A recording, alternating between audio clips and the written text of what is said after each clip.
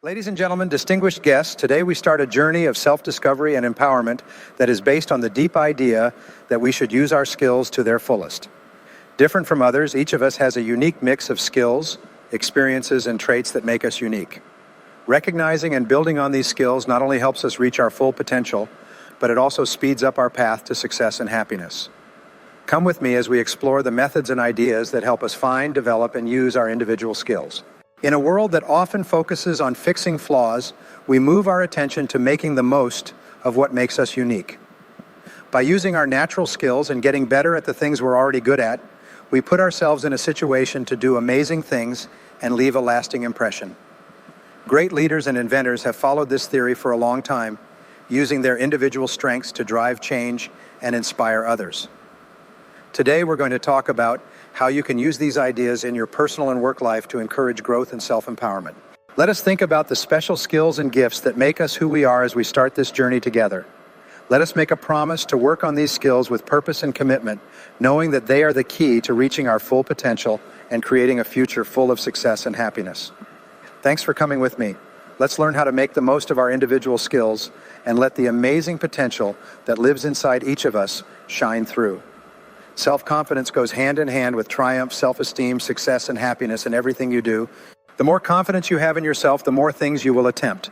The more confidence you have in yourself, the less you will be affected by temporary setbacks and disappointments. The more confidence you have in yourself, the more likely you are to have a long, exciting life full of riches, rewards, and personal satisfaction.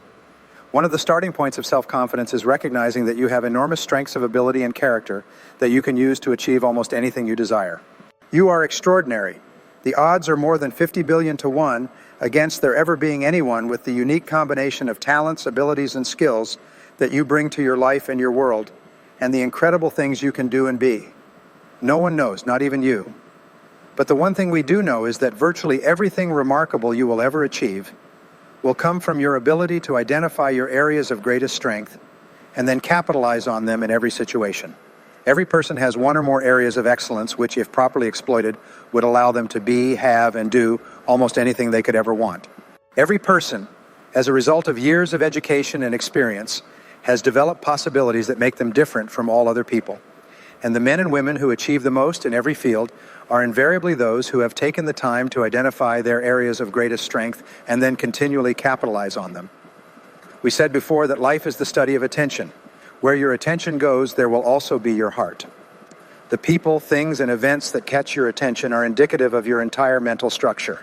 The things that interest you are an indication of what you should do more of.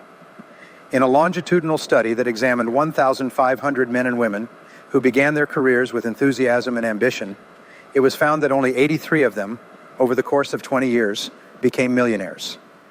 When they went back and studied the attitudes and decisions of these people as they had evolved over 20 years, they discovered that every millionaire had one thing in common.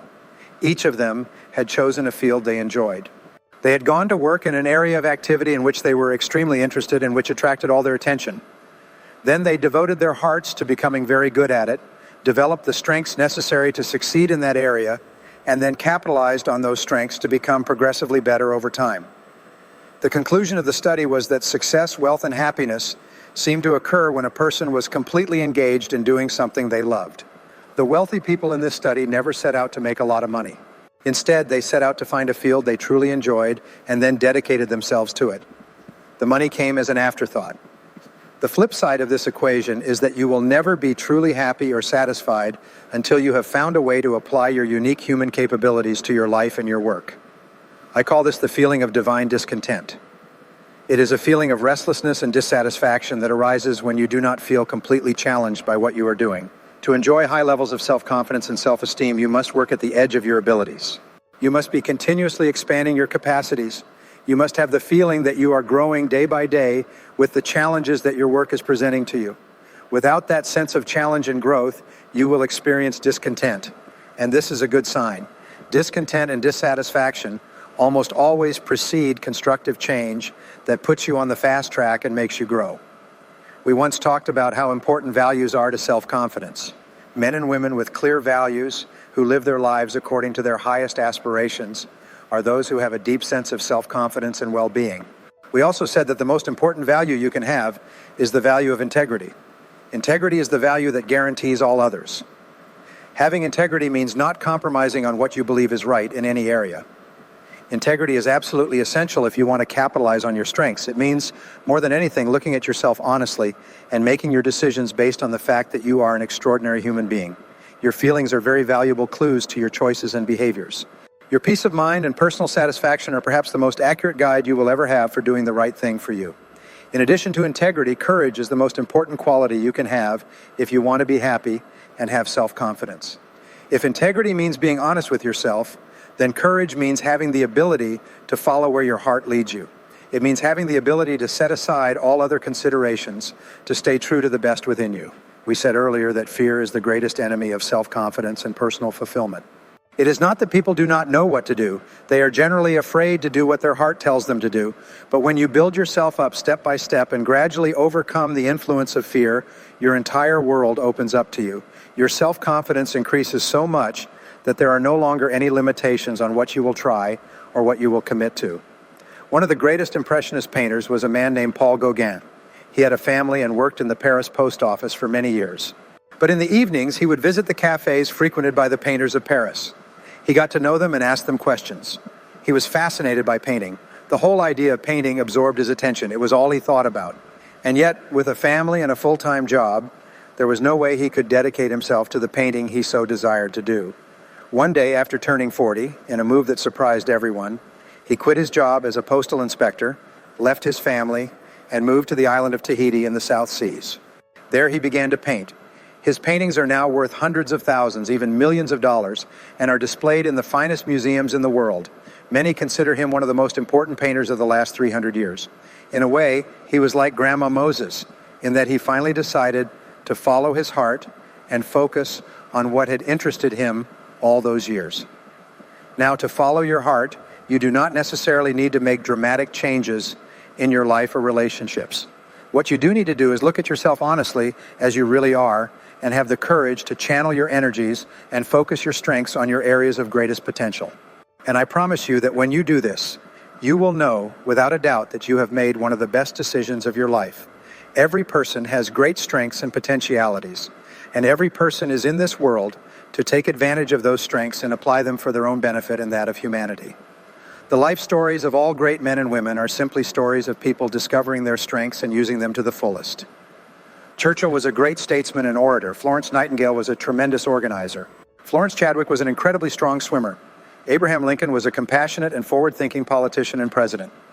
Mother Teresa was a truly loving human being with an infinite capacity to care for and support the sick and dying of Calcutta. Joe Montana is a quarterback with an incredible throwing arm, playing for the San Francisco 49ers. All around you, you see men and women who have harnessed their greatest talents, like catching a pass in a football game and running towards the goalposts. And you can do the same if you have the courage to follow your heart. Before continuing, no discussion about strengths would be complete without a discussion about weaknesses. Strong people also have strong weaknesses. In fact, people have many more weaknesses than strengths. You may be strong in some talents, but weak in hundreds of areas. Weaknesses are an inevitable fact of life. As Peter Drucker said, all innovations must be simple to work because there are only incompetent people to carry them out. The one thing we will always have in abundance is incompetence. Now, Drucker was not being cruel, he was being realistic, pointing out that most people are incompetent in just different areas. The challenge with human weaknesses is that unhappy and unsuccessful people tend to focus on them. They worry about their weaknesses and think about their inabilities too much. They lose sight of the fact that every person also has strengths that may need to be developed and that these strengths can bring them everything they desire. Instead, they continually focus on their areas of incompetence rather than their areas of excellence. You might do the same from time to time. You have areas of great potential strength and multiple areas of weakness where you perform averagely or mediocrely. We said earlier that the law of concentration has a disproportionate impact on the person you become. Whatever you dwell on grows. Strong people are those who focus on their strengths and abilities. Weak people are those who dwell on their weaknesses and inabilities. But to develop and maintain high levels of self-confidence and the success and happiness that come with it, you must consciously choose to dwell on your strengths most of the time. One of the best questions you can ask yourself repeatedly is, what can I do, and only I, that if done well, will make an extraordinary difference in my situation? Success comes from staying focused on a particular, most valuable and important thing until you achieve success. Every great human achievement is preceded by long periods of dedicated and concentrated effort, but little is gained by frantically digging in the wrong place. This brings us to the importance of self-assessment concerning your strengths and weaknesses. The critical issue in strategic planning is to increase the return on the capital invested in the corporation. It's about allocating and deploying assets in such a way that the rewards the company reaps are greater than they would be without the planning exercise. We start by establishing clear values, a clear vision of what the company wants to be in the future. A written mission statement that describes the company's strategic objectives and positioning. Every person should do the same for themselves. The purpose of your personal strategic planning is to enable you to increase the return on your energy, since your time is your life, and your mental energy is your most valuable resource. Your job is to organize your efforts in such a way that they bring you the maximum reward and satisfaction for the energy invested. Every company and every product or service has or should develop a unique selling proposition. This is the way to differentiate the company and its products and services from the competition. It is often called a competitive advantage. Sometimes we call it an area of superiority. In all cases, it is essential to determine how, where, why, and to what degree a particular company differentiates itself from any other company competing with it for the right to create and keep customers. And what applies to companies applies to you. You are the president of your own company. You are the president of your own personal services corporation. Do you have your own business? Regardless of who signs your paycheck, you work for yourself from the day you take your first job until the day you retire. You may go to someone else's office or company, but you always work for yourself. The fact that many people do not recognize this and do not behave as if it were true is one of the main reasons for low self-confidence, low performance, unhappiness, and failure in working life. As the president of your own company selling your services in the market to the highest bidder, you are completely responsible for identifying your unique selling proposition. What do you do better than anyone else? Why are you special or different? What is your area of competitive advantage? If you had to write in 25 words or less exactly why someone should hire you, promote you, and pay you to do a particular job instead of hiring, promoting, and paying someone else, what would you point to as your area of superiority? Many people will struggle with this question. However, what matters at this point is that you are asking the question. The mere fact that you are thinking this way is rapidly moving you toward the top 3% of American workers. Your first question is, what is my unique selling proposition? Your next question is, what will be my area of competitive advantage or unique selling proposition in the future if I don't make changes to what I am doing today? Your next question is, what could be my area of competitive advantage? Of all the areas where you could develop an area of superiority and become really good, considering your values and goals, what could they be? And the last question, perhaps the most important on this topic, is what should be my area of competitive advantage? If you could be good at anything in the future, whether in 3 months or 3 years, and according to your desire to live a great life, what should be your area of superiority? A friend of mine created a company and sold it a couple of years ago. He had money in the bank and decided to change careers. He had a lot of time to think about it and make the right decision. So he went to an industrial psychologist, a friend of his, and underwent a series of tests and several interviews to discover what would be ideal for him to do in a new career. At the end of this process, his friend, the industrial psychologist, sat him down and told him that his greatest strengths were in consulting and delivering professional development seminars for managers and salespeople. My friend got a little upset. He said, "But you know, I'm afraid of speaking in front of a group. You know, it makes me nervous and tense even thinking about it." His friend said, "Yes, I know that's true, but you didn't ask me to tell you what would be convenient and easy to do. You asked me to tell you what would be right for you. And the area where you have the greatest potential strength right now is in consulting and training managers and salespeople." My friend realized that what he was saying was true. Then he went out and took courses where he learned to overcome his fear of public speaking. He learned to make presentations to a professional audience. It didn't take long. 6 months later, he started his own consulting and training business. Now he is doing very well and has never been happier in his life.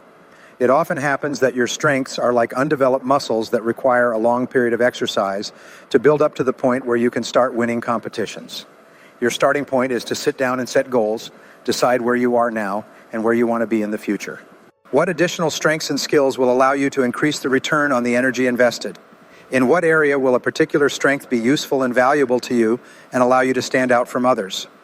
Then you begin a process of self-discovery.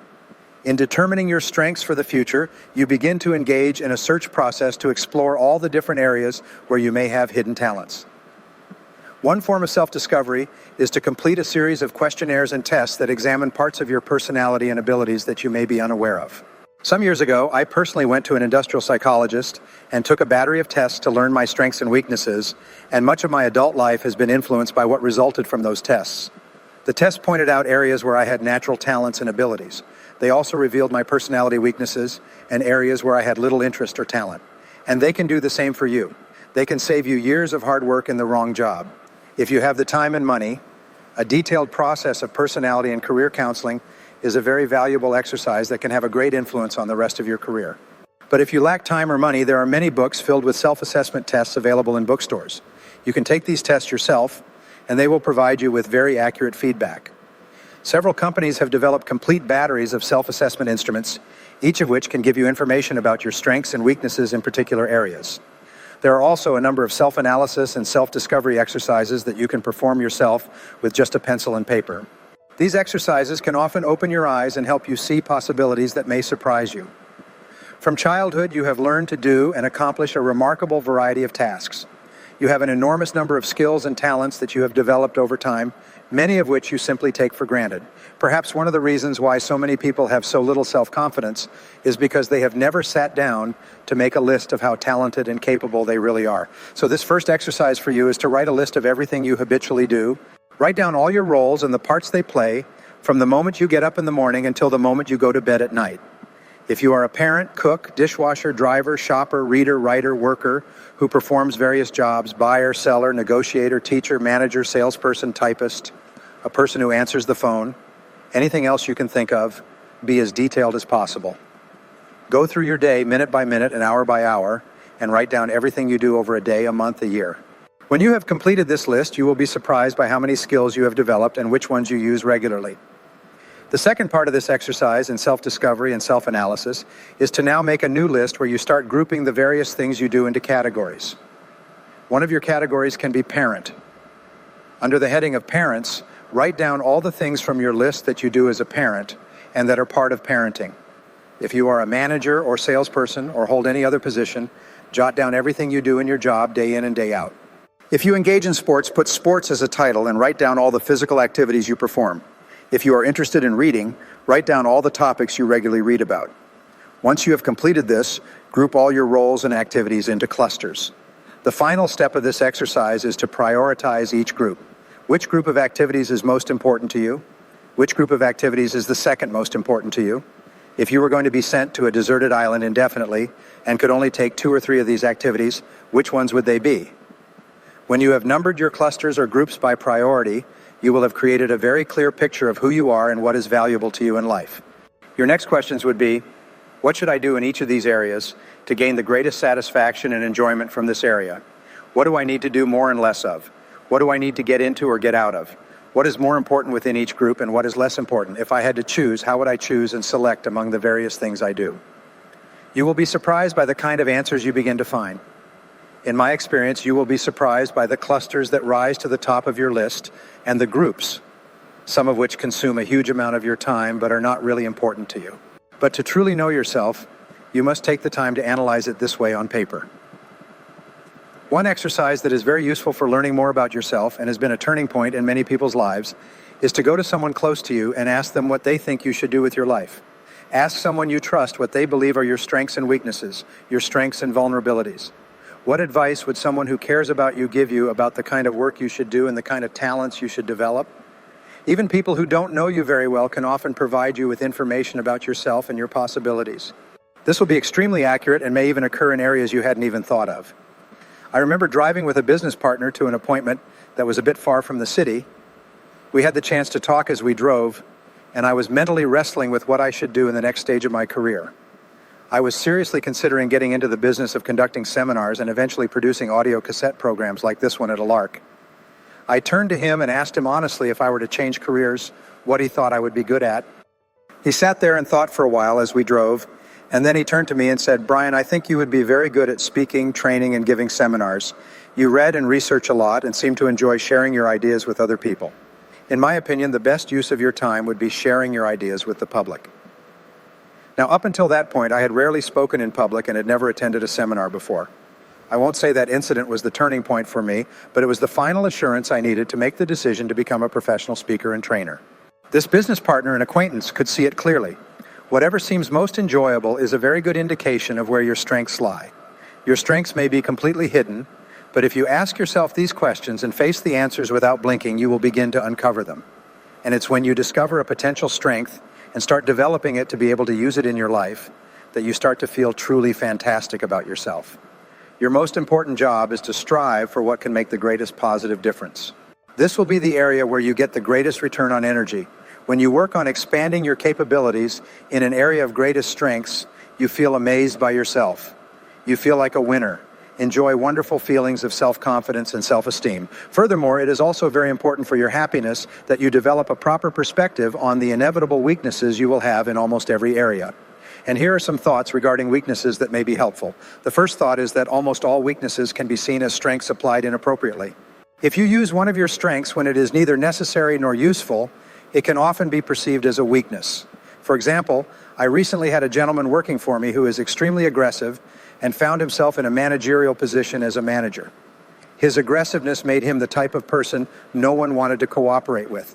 What he had forgotten was that his primary skill lay in sales in an area of individual achievement. His aggressiveness was a strength in sales, but a weakness when placed in a managerial position where his strength could not be properly used. Many of the so-called weaknesses you may have are simply strengths used in the wrong place and for the wrong purposes. A weakness may be simply situational. There is an old saying that when you go into the woods, you should expect mosquitoes. Sometimes you will be criticized for the things you do, and you may tend to think you are weak in these areas, but it may be that the criticisms simply come with the territory. Sometimes people approach me and say they didn't like my talk. Now, more than 99% of the feedback I receive is very favorable, but inevitably there are individuals who for some reason are not pleased. These are the inevitable mosquitoes that come with my profession. You will find that there are complaints and criticisms that inevitably accompany anything you do. They may not indicate any weakness, but simply be another person's opinion or observation. You may have a personality weakness caused by a previous experience.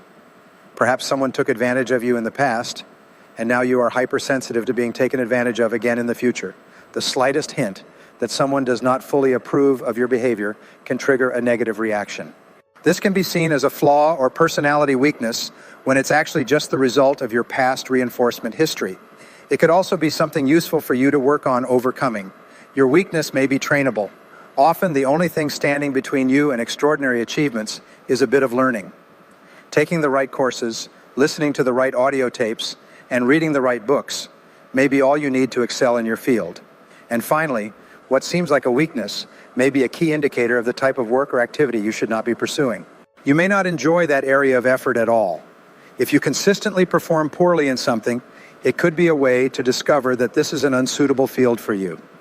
Take the time to thoroughly analyze yourself.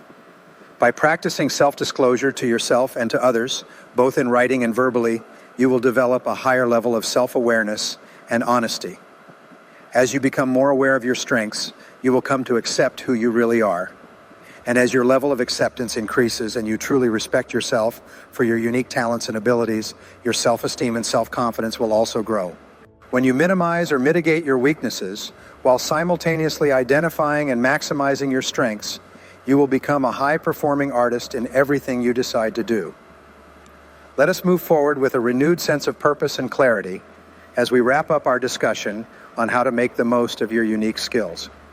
Remember that your biggest potential is not in following the rules or trying to copy other people's skills. It's in developing and maximizing your own. Accepting what makes you skilled and passionate in a way that no one else does will not only make you happier, but it will also have a positive effect on the people around you. Think about the ideas and plans we talked about today. Think about how you can use them to improve your personal and business life. Your unique skills give you an edge over others and set you up for success, whether you're in leadership, business, or personal growth. As you go forward, I want you to keep putting intentional and persistent effort into your skills. Challenges are chances to learn and get better at what you do. Remember that every step you take toward using your skills brings you closer to your goals and making a difference. Thank you for taking the time to read and share. May the ideas we've talked about help you create a future where you succeed by using your unique strengths and leaving a legacy of excellence and inspiration.